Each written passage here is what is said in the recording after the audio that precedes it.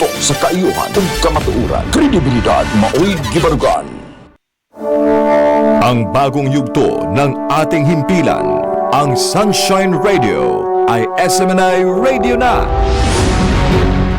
Patuloy kaming magbibigay ng mga balita, impormasyon, serbisyo at inspirasyon para sa Diyos at sa Pilipinas nating mahal. Ang SMNI Radio ay magsisilbing totoong boses ng bayan at maaasahan sa panahon ng pangangailangan. Handa ang SMNI Radio na maging kasama sa bawat yugto ng buhay ng mga Pilipino. Inyong maaasahan na patuloy na magsusulong ang SMNI Radio ng pagbabago at pag-unlad. Asahan ang mas pinaigting at mas pinagandang mga programa na ihahatid ng SMNI Radio. Hindi rin mawawala ang mga programang magbibigay inspirasyon at pananampalataya natin sa makapangyarihang Ama sa pamamagitan ng kanyang hinirang na anak, Pastor Apollo C. Quiboloy.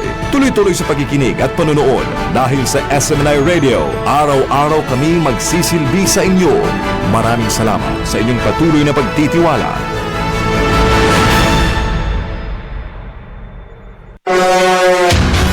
Serbisyong kapartner ng bayan. Kapartner ng bayan. Ania ang tulamanong mo paila sa lain-laing ahensya, organisasyon, personalidad o individual nga andamugahin sa ilang serbisyong kapartner ng bayan. Atong sayron ang mataglakang nga nabuhat na ug angay pang buhaton alang sa ikauswag sa matag komunidad ug sa nasod sa kinatibuk-an. Serbisyong kapartner ng bayan. Aniya na ang atong kapartner nga makauban karon. Good afternoon mga kapartners. Welcome sa atong programang Serbisyong Kapartner ng Bayan. Welcome mga kapartners. Kaya kapartner Jim Review sa atong matikita ng paminawan sa atong Sibianan DYAR SMNI Radio Cebu. Maayong hapon. Welcome mga kapartners. O shoutout sa atong mga listeners. No? Di lamang diri sa Cebu. Sa Subo mga ka-partners, no? Maski sa atong mga ka-partners diya sa Bohol o kinatibuk ang Central Visayas region o asa man ang abot ang atong signal, no? Sa atong mga online viewers, sa atong mga lalay mga portal, no? Mga platforms mga ka-partners, welcome sa atong programa. O syempre, kung saan na pud ka hinangdanong episode ang atong pakuyanap, no? Ipadungog sa inyo mga ka-partners kay natagantag opportunity, no? Opportunity nga maka-appeal sa gipagayong groundbreaking ceremony no, sa Aboitiz Power, particular kini ilahang Naga battery energy storage system, no, facility diha sa Naga City mga ka-partners, no. Ug syempre akong ipadungog sa inyo mga ka-partners na nagpahigayon mo sa press conference, no, para mas madunggan masabtan nato kung unsa gyud ang ilang purpose niini, unsay trabaho sa battery storage energy storage system, no, battery energy storage system. Unsaon ni siya pagtrabaho nga di ba namatay mga generation na power plant, unsay kalahian ani nila. Ug syempre ang battery kabalo man kita, no, kay ni murag usa ra ni siya ka power bank, no, din bigger version sa power bank mga ka-partners, no. Makuha sila kuryente during hours nga wala kayo demand, no, o gamay lang ang demand, wala kayo nagagamit og kuryente, pero nagapadayon kay ang kanang mga generation plants nato mga ka-partners, no, sama sa coal power plant nato, geothermal, kung asa man gikan, no, kining mga power generating facility nato, padayon ni sila nagaproduce og electricity, no. O pinaagi sa National Grid Corporation of the Philippines, isip grid line mga ka-partners, dito nila ipaagi ang ilang na-produce na energy ngadto na sa mga konsumidor real time, no. Pero naay mga sistema mga ka-partners, no, nga naay time nga gamay ra nagagamit og kuryente, let's say weekend, no, wa may opisina, wala puy nagagamit sa mga eskwelahan kay walay klase, di ba? So most likely mo down gyud ang demand, no, ang nagagamit og kuryente. Nya kada nga time ang mga generation plants nato, padayon sila nagaproduce non-stop na 24 hours, no, a day. Wala na siya hunong kay mo man ilang mandato, no, to produce energy. Ang problema kay kung gamay ang demand tapos nagapadayon og release og energy ang mga generating facility nato, asa na padulong, di ba? Muna ginatawag nga system loss mga ka-partners, no? Wala pa kabalo. Nagkaklase sa system loss, no? Padulong na siya dito, na produce siya pero walay nagamitan kay gamay ra ang demand, no? Diha mo sulod ang role sa mga battery energy storage system nato. Ilahang i-charge dito sa mga battery facilities, no? Battery mo gitawag na battery energy storage system. Mo na karon ang naa sa Naga City mga ka-partners. Actually, first ilahang gi-inaugural, no? Actually, hapit na mag-operate diri sa Lapu-Lapu City mga ka-partners, no? Kanang kung makaagi mo diya sa Aboitiz Power diesel plant nila, na ay tapad nila diha nga sa tubangan mismo sa power plant nga battery energy storage system pod nga na inaugural po na last year, no? Na hapit na po na mag-operate this year mga ka-partners. So, muna iyang role, no? Sa mga off-peak, wala kayo nagagamit kuryente, dito ginastore sa ilahang battery, no? Nya karon ko ni balik na pod ang demand, no? Ning taas na pod, ning balik na ang klase, let's say Monday, ang opisina nag-operate na, no? Daghan na nagagamit, especially during daytime. Diha na ang role sa mga battery storage na to, i-release na po na nila sa grid para magamit na mga ka-partners, no? Yeah, during off-peak na po, mo charge na po na sa storage facility na to. So, walay masayang, in short, no, nga mga kuryente nga gikan sa mga generating plant na to. So, i-explain na, no, during press conference mga ka-partners. Ato dugayon para di ma-spoil ang mga information mga ka-partners. Paminaw na to ang ipahagayong press conference kauban si Aboitiz Power Transition Business Group Regional Chief Operating Officer mga ka-partners for Visayas, si Ma'am Rhea Navarro. Kauban niya si Department of Energy Undersecretary Mario Marasigan mga ka-partners para explain sa ato unsa ning role sa BESS, no, or Battery Energy Storage System, og unsay paagi niini gi-explain po didto nya in behalf po sa Department of Energy unsa ang advantage ani sa ato ang anong naatay ngun ani unsay tabang niini sa ato ang energy requirement, no, sa tibok nasod di lang dili sa Visayas, sa tibok nasod mga ka-partners. Paminaw to ang gipagayong press conference.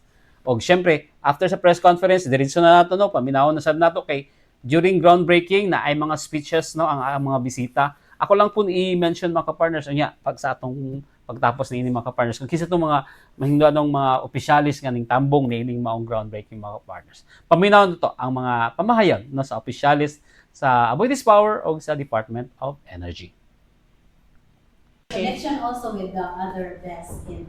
Yes, so welcome everybody. No, thank you for gracing our event. Today is the Naga BESS groundbreaking ceremony. So the Naga BESS project actually is a standalone battery energy storage system with a capacity of 60 megawatt hour that can be pushed to 120, which will be operational by October 2027. Now, this is the second project that we have in the Visayas, in Cebu. The first one, of course, is EAUC, which will be operational very soon. No? This is a little bit different lang from EAUC. Naga BESS is a standalone battery energy storage system, meaning it's not attached to an operating plant. It will be operational on its own. So, open to any questions. Yusek, kamay dumabot po ako Jeremy Cebu po. Yusek, paano po ito makakatulog po, especially ito sa Visayas? Itong best na. Thank you very much for the question and magandang umaga sa ating lahat, no?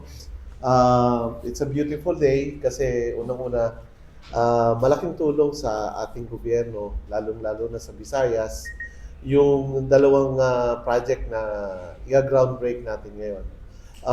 Dito sa Visayas, kakaiba yung sistema rito dahil magkaka-interconnect yung mga major islands natin at alam naman natin lahat ng major islands sa Visayas nangangailangan ng malaking supply ng kuryente, no? So, datapot meron tayong mga supply ng kuryente o na sa pamamagitan ng mga malalaking conventional power plant. Yung paglaki ng demand natin, nangangailangan niya ng sufficienteng suporta. Yung tinatawag nating reserve na kung kailan kailangan magamit ka agad. At sa ngayon, itong battery energy storage system, including other energy storage technology, kailangan natin dito sa Visayas. Dito natin makikita na yung kayang suportahan ng reliability ng kuryente natin, yung malalaking mga industrial activities sa Visayas, lalong-lalo na dito sa Cebu. Kaya natin mag-host ng data center, ng mga BPOs, kung maganda ang serbisyo natin ng kuryente. So, malaki pa ang hinahangad namin na maitulong ng energy storage facilities dito sa kabuuan ng Visayas, lalo na dito sa Subic. Kaya itong 2x30 megawatts na unang project o pangalawang project ng Aboitiz is very much welcome. And in fact, minamadali ng ating gobyerno sa pamamagitan ng Department of Energy yung kanilang completion ng project. So far pa po, Yusek, alawa lang po ba ang battery energy storage natin dito sa Visayas? Ito lang po ba galing sa Central Visayas? Sa Central Visayas po. So, Merong ibang mga project tayo, nasa Negros, yung mga battery natin. Alam naman natin na sa Negros, nandun yung maraming solar power installation projects. No? So, mas kailangan doon sa Negros kasi sabihin natin, hourly or minute by minute, nagbabago yung takbo ng o yung generation ng ating solar facilities. So, yung battery doon, nagsiserve siya para i-stabilize yung supply ng kuryente. So, nandun yung una natin mga battery. Pero itong dito sa Cebu, ito yung nauuna, yun sa Mactan, no? Yun yung mauna. Pero kailangan pa namin ng mas marami. In fact, ang Department of Energy is currently, kayo sa panahon na to, nangangalap kami ng mga additional na alternative technologies para suportahan ang supply ng kuryente dito sa Visayas. mga ilan po? For the entire Visayas, we're looking at a minimum of 200 megawatts. Para For the battery grid. Sabihin natin lahat ng technology na pwede sumuporta sa grid. At ang nangunguna dyan, yung battery. Battery is connected to the grid or this is Connected to the connected po sa grid yan. Kaya ang sinusuplayan din ng battery is grid. Kaya kahit na anong planta yung magkaroon ng, sabihin natin, fluctuation, no? Kaya ng solar, kahit nasa Negros yung pagbaba pagtaas ng generation, kung meron dito sa Cebu, yung supply na galing Negros papuntang Cebu, makukorek ng battery. Sir, you talked about earlier, since we have now BES, it can help industries. Can you tell us, sir, what 60 megawatt means, ilang bahay ang pwedeng translate. Mahirap nating i-calculate yung 60 megawatts in terms of bahay kasi nga ang ginagawa ng battery natin isuportahan kung ano yung meron ng generation. Yung pag-fluctuate ng generation. Pero kung yung megawatt capacity ang pag-uusapan natin, no? Ang isang bahay karaniwan ay mayroong demand na about 10 kilowatts. Yan yung ordinaryong bahay na may electric fan, may rice cooker, may aircon, may washing machine, etc. So, titingnan mo, yung 60 megawatts is 60,000 kilowatts, no? So, pag tinignan mo yun, so, almost 600,000 na households ang pwede niyang bigyan ng serbisyo. And kung hindi sabay-sabay yung paggamit ng kuryente, aabot ng 6 million. I-multiply mo lang yun ng 1,000, magiging 6 million na yung pwede niya suportahan ng kuryente. Dahil hindi naman sabay-sabay tayo gumamit ng kuryente. Maria, BS is not really a familiar concept to the public. If you can explain to us, ma'am, easier understanding of the public, how does it work?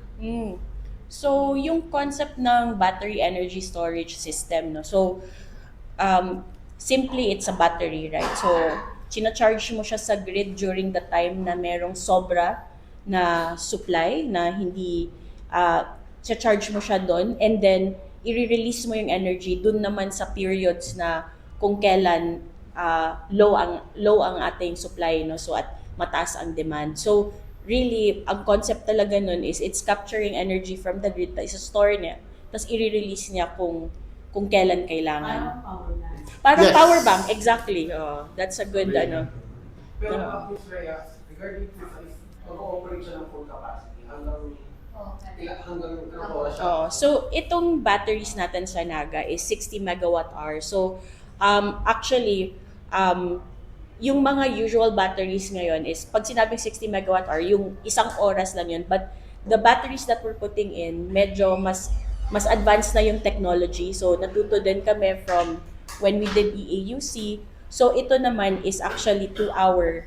So gradually ginagawa namin, we're looking for technology na magiging long duration batteries na siya. So ito is 2 hours. So kaya sabi ko kanina, you can push that 60 megawatts to actually 120. Ang Rhea, for Lapu-Lapu, kailan mo operate? Anong updates dito? For Naga, kailan ang target natin na Oo. For Lapu-Lapu, so actually kami nila Yusek Mario nag-usap kahapon. So actually ang pinupush talaga natin for Lapu-Lapu is we are able to put the batteries online by the end of July. So we're coordinating with all of the regulators na to make sure na we're able to push it kasi we're actually the batteries are already mechanically complete na in EAUC, no. So that one will really go first. Tapos for Naga naman, we're looking at operationalizing by October 2027, but of course listening also to the demand of the DOE at saka yung need natin dito sa Visayas. We're always looking for efficiencies para kung kaya namin we can operationalize much earlier. Contracted ba ito siya? Meaning, from the grid, from the battery to the grid, then may contract na, like for Not yet. example, or industries? Oo, not yet. Hindi pa siya contracted.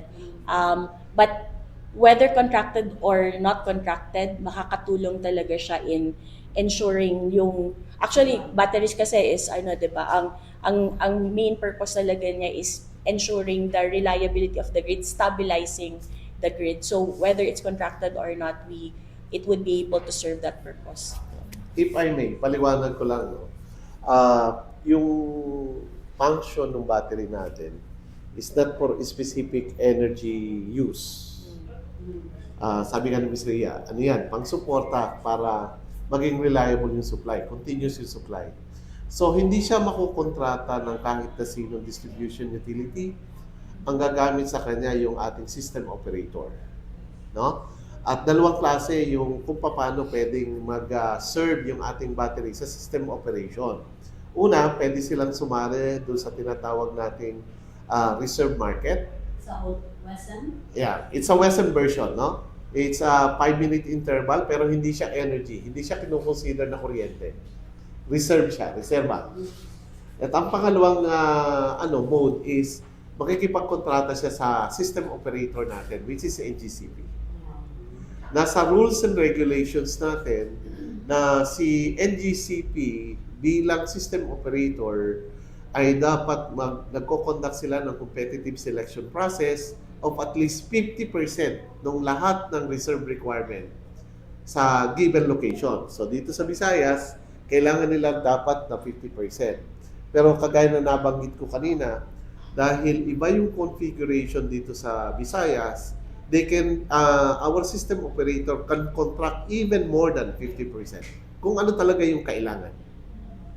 Kung sa status po natin ngayon, dito sa Visayas po yun. Buong Visayas, lalabas na tayo ng Kabuy.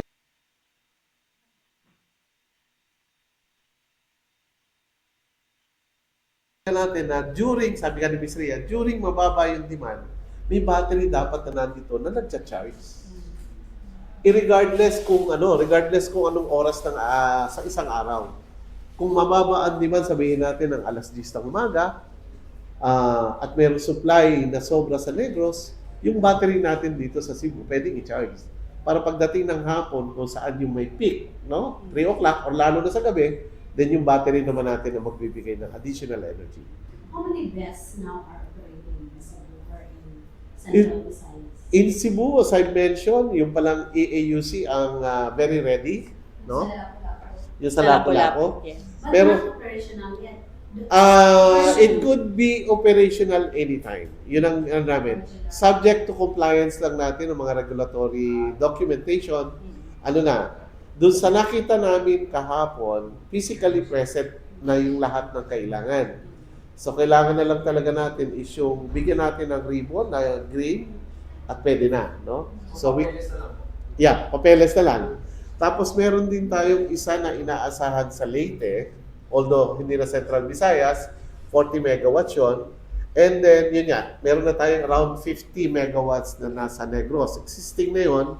But, on top of that, meron tayong nine-negotiate ngayon or ini-encourage natin yung mga private developers na magtayo ng higit nga sa 200 megawatts pa in addition.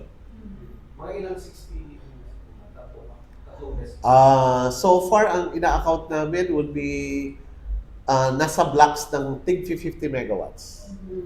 Simula ko lang ako 60 gigawatts din po.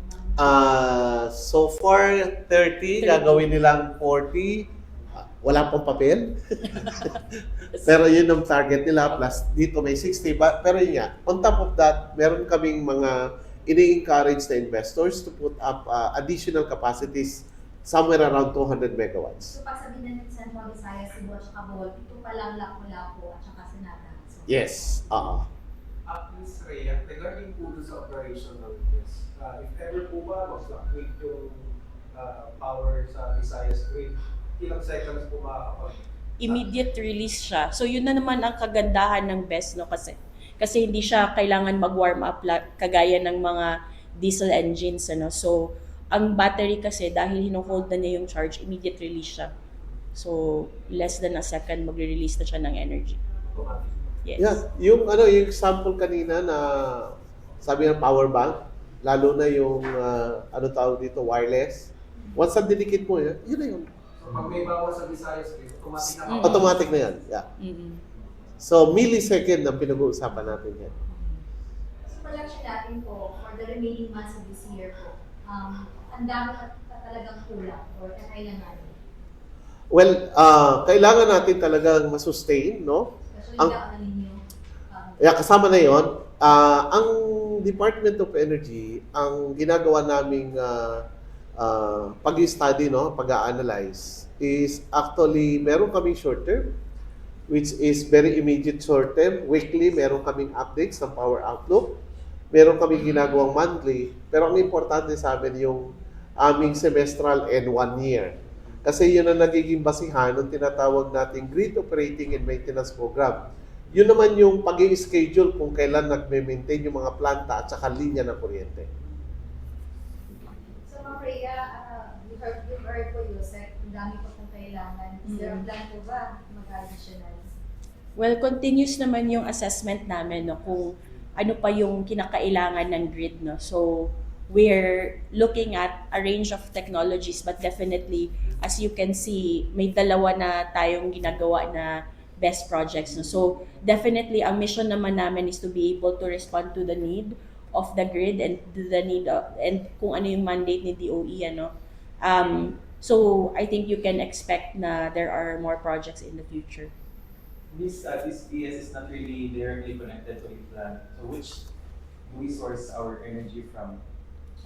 For the Philippines or For here, saan? Sa Visayas? oh, Sa Visayas, well, just like the rest of the Philippines, no, parang we source our energy through a different mix of technologies and fuel sources, no.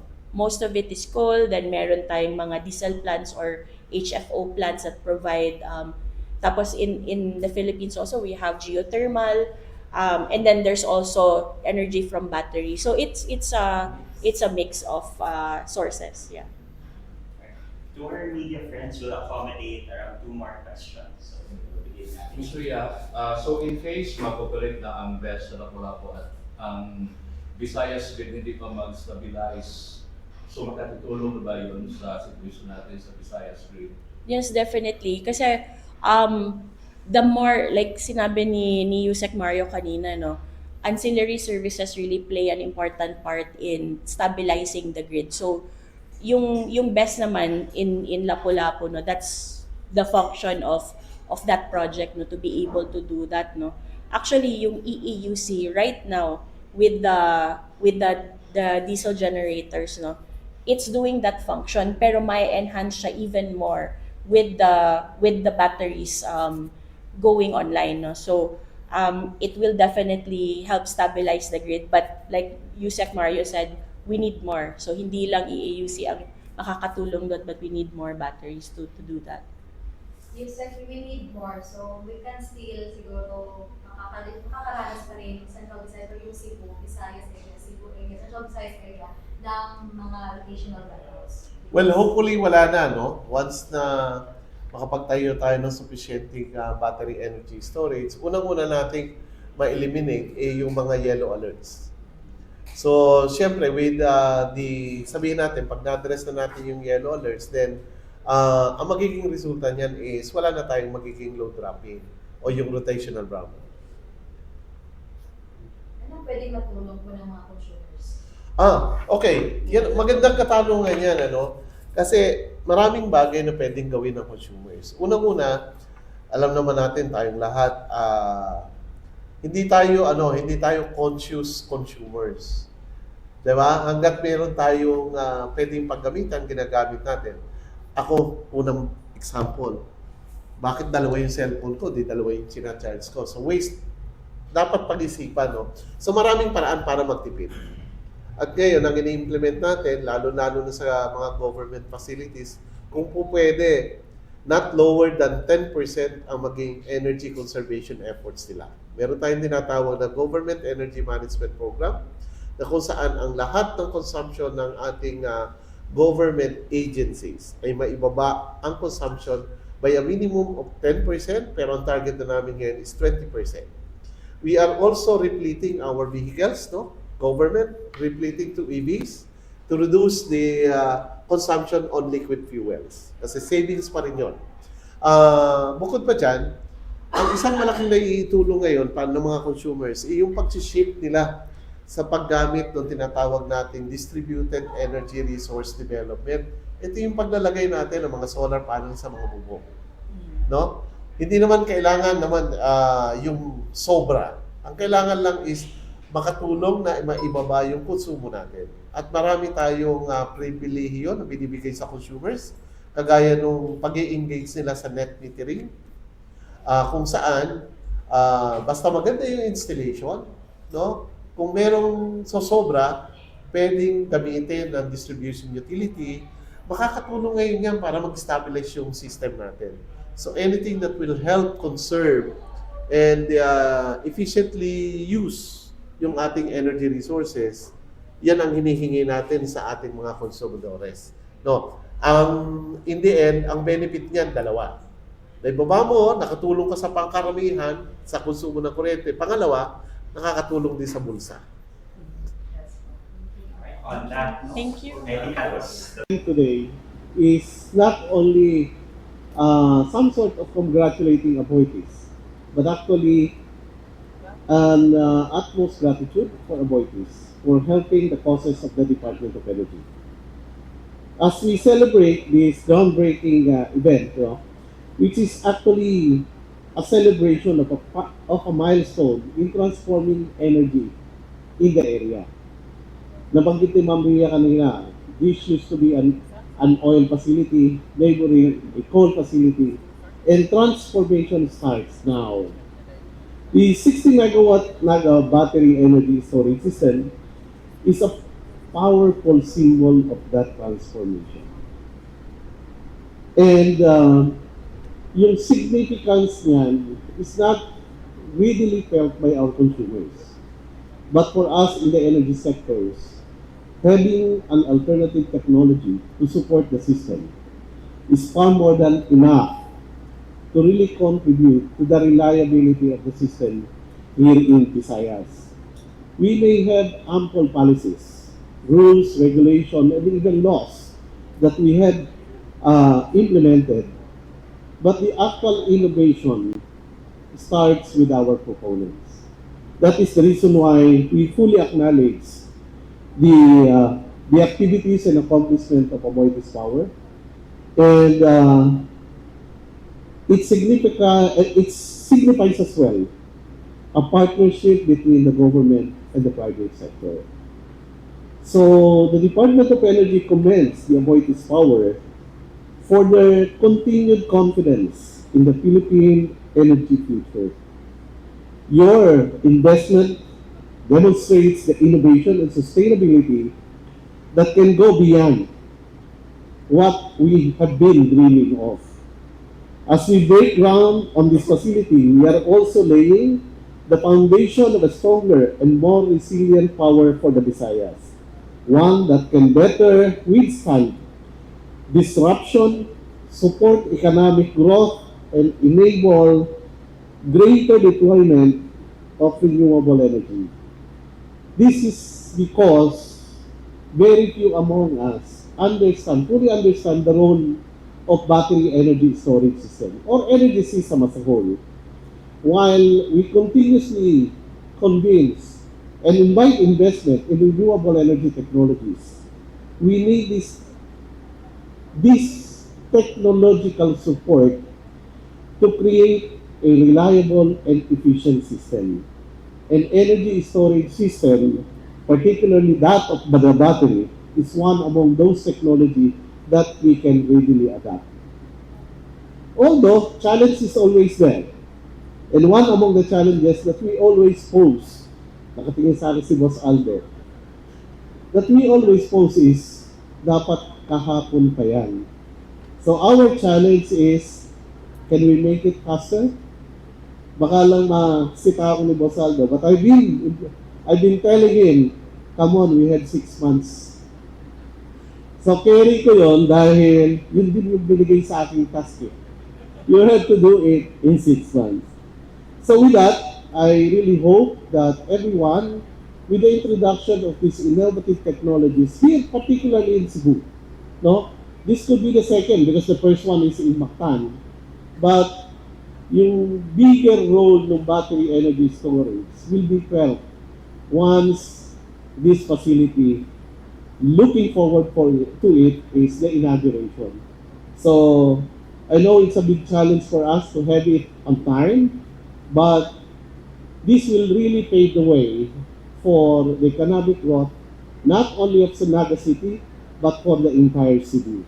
As mentioned by Ms. Ria kanina nga, Naga used to be the seat of energy source for the entire city.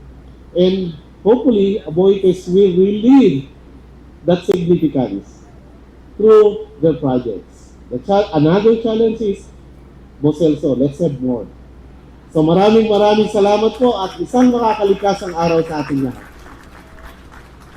First of all, congratulations, Aboitiz Power, and everyone who made this milestone possible. Second na nato, no? First was in Lapu-Lapu, and now this is the second time.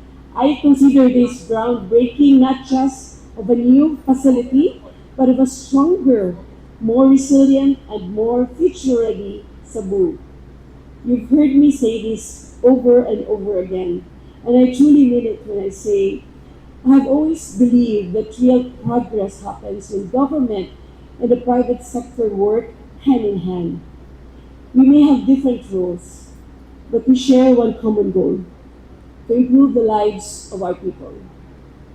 As many of you know, one of my priorities has been making Cebu more investment ready.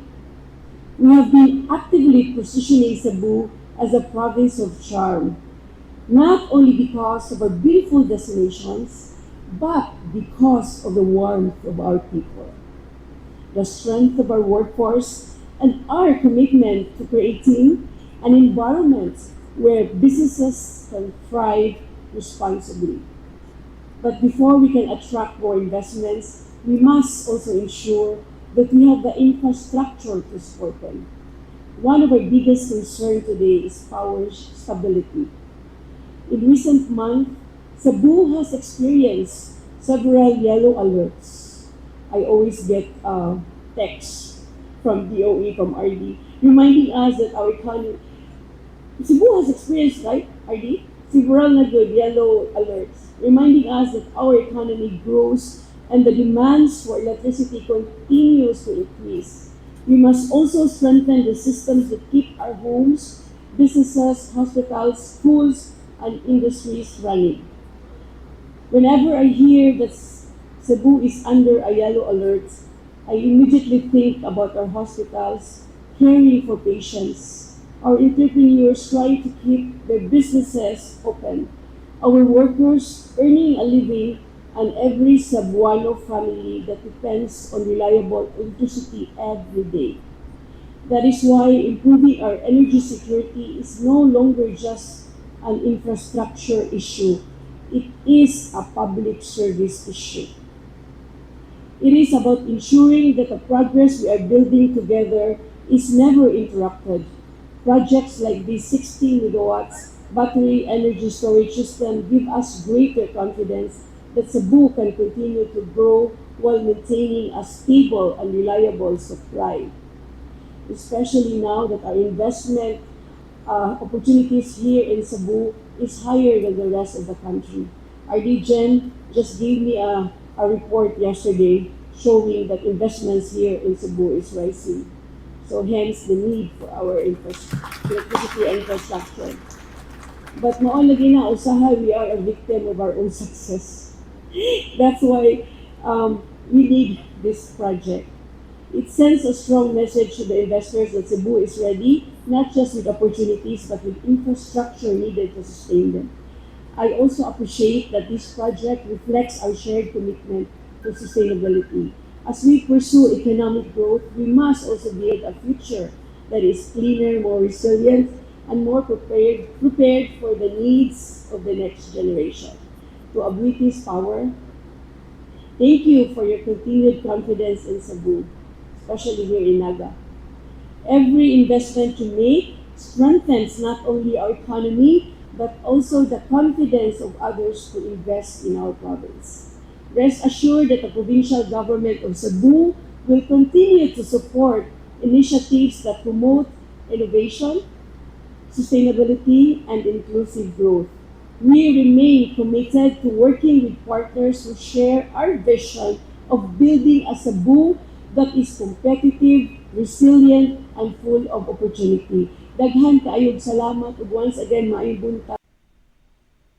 Alright, mga partners, no? Dunggan na to ang mga mensahe sa ato ang i-mention ganina sa during press conference si Yusek Mario Barasigan, no, sa Department of Energy, mga partners, og si Ma'am Rhea Navarro during press conference niya ang Aboitiz Power Transition Business Group Regional Chief Operating Officer sa Visayas, mga partners, ilang mga pamahayag, no, may tungod aning gi-groundbreak na battery energy storage system, mga partners, no, diha sa Naga City. Present ang Naga City Mayor si Val de Marchong, mga partners, during sa groundbreaking. Nadunggan sab nato, no, ang mensahe ni Governor Pam Bariccuatro kining atong Cebu Governor, no, may tungod ning advantage, no, sa probinsya nga naa diri ang ato ang battery storage system. Ug present sab ang ilahang Senior Vice President for Program Development and Execution sa Aboitiz Power Transition Business Group, no, si Sir Voltaire Cruz. Present po si Sir Aldo Ramos, mga partners, ang TVG Chief Operating Officer, o si Sir Celso Caballero, no, ang President po sa Aboitiz Power Transition Business Group.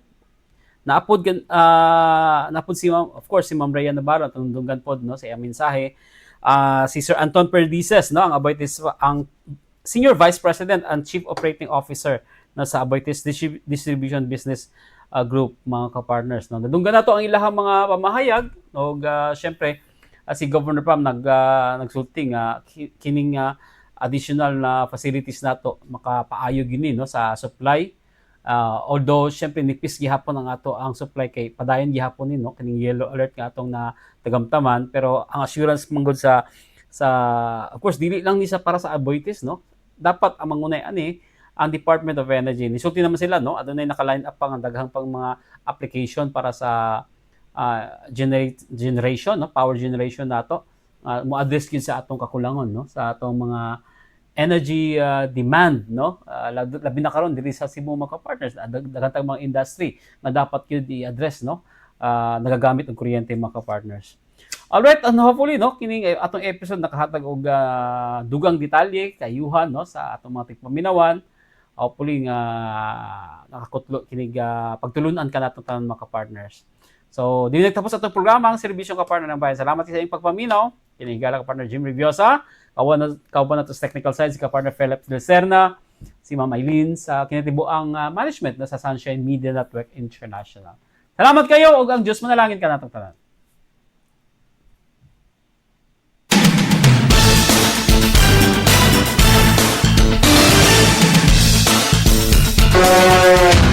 Maugkadto ang tulumanong serbisyong kapartner ng bayan. Ubani kami ninyo sa sunod na higayon. Matag Lunes hangtod Biyernes sa susamang oras, 1:00 hangtod 2:00 hapon. Dinhi lamang sa DYAR 765 SMN Radio Cebu.